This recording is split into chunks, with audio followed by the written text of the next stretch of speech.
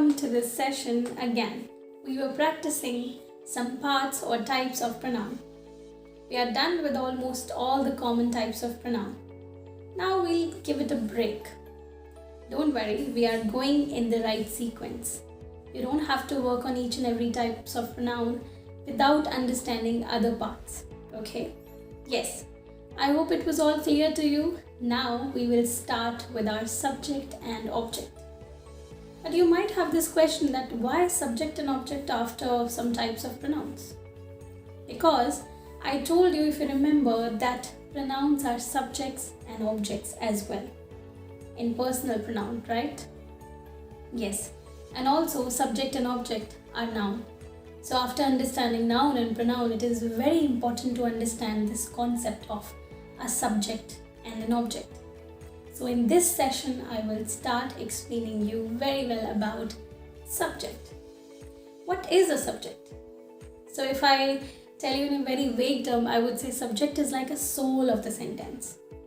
Yes, it is like the soul of the whole body of the sentence. So now you may understand that how important is it in a sentence. It is in a sentence. Yes, it is very, very important. Whenever we talk about subject, one thing that we have to understand is what is the action that is happening and who is doing the action. Because of subject, you will be able to understand the verb clearly. Because of subject, you will be able to understand the whole topic of subject-verb agreement. Don't worry, don't go that deep right now. We'll understand that in future sessions. But I'm just telling you that how important a subject is in a sentence. Yes. So, how would we know if there's a subject in a sentence? And above all that, how would we know what is that subject in a sentence? Don't worry. We'll know by remembering three things. The first and foremost thing that you have to remember and keep in mind is that a subject will either be a noun or a pronoun and nothing else. I'll repeat it. A subject will either be a noun or a pronoun and nothing else. Now you might have understood one thing, that what is noun, what is pronoun, we know that. So you'll be able to identify the subject now, right? Yes. But it's not the only thing that we have to think about. That okay, this is noun or this is pronoun, so that means this is my subject. No. Dear, it is more than that. The second pointer that you have to click on or focus on, or you have to identify a proper subject, is that we talk about. Subject is either the doer of the action or someone or something that we talk about. Listen to me more. Subject is either the doer of the action. I'm speaking, you are listening. Yes, doers of the action. Or someone or something that we talk about. Yes. So, that is second point of the subject. While you'll identify a subject in a sentence, you have to focus on this. What is the third and most important part of a subject? Subject will always give you the answer either for who or for what. Yes. Whenever you'll have a sentence in front of you and you'll change that sentence in a question, put in who or what there. And it'll give you either of the answers for sure. Now these are the three pointers that we identified to identify a subject. Let's take an example. Hina is speaking.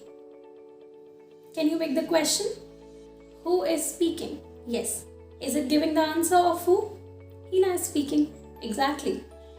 Who is the doer of the action? Hina. Is Hina a noun or a pronoun? Noun. Do you think all the three pointers are qualifying? Yes, all the three pointers that I told you must qualify to identify a subject in a sentence. I have given you an example here as well. What is the example? Ria is reading a book. Can you ask a question? Who is reading a book, and can you get the answer? Yes, exactly. Okay, who's the doer of the action here? Ria. Yes. Is Ria noun? Exactly. And who's the topic of discussion here? Ria is the topic of discussion. Ria is someone that we are talking about. All the 3 pointers are qualified here? Yes, you did great in identifying your subject. But is it always that easy? Like you checked all the 3 pointers, you could identify a subject. What if I say that my mother and I? What if I say Ram and Rohan? Will it get confusing? It may get confusing. It's not always that straightforward to identify a subject in a sentence. So, there are 2 types of subjects that you'll be focusing on in a sentence. First is a simple subject. Like I was telling you, Hina is speaking. Yes, that is simple. Hina is a noun, doer of the action, someone we are talking about, and we are done. The second pointer or the second types of subject is compound subjects. For example, Ria and Ram together would be a compound subject. Yes. Ria and Ram both are studying. There you have to identify a compound subject. More than one subject. Yes, that is possible in a sentence. Think about it in a very short and vague manner. Do you think only one person can do the action? No, right? There can be more. There can be 2 people doing the same action. Exactly.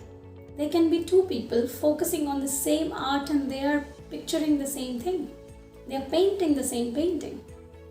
Right? Yes. So both are doers. Both are nouns or pronouns. Both are that we are talking about. That is compound subject.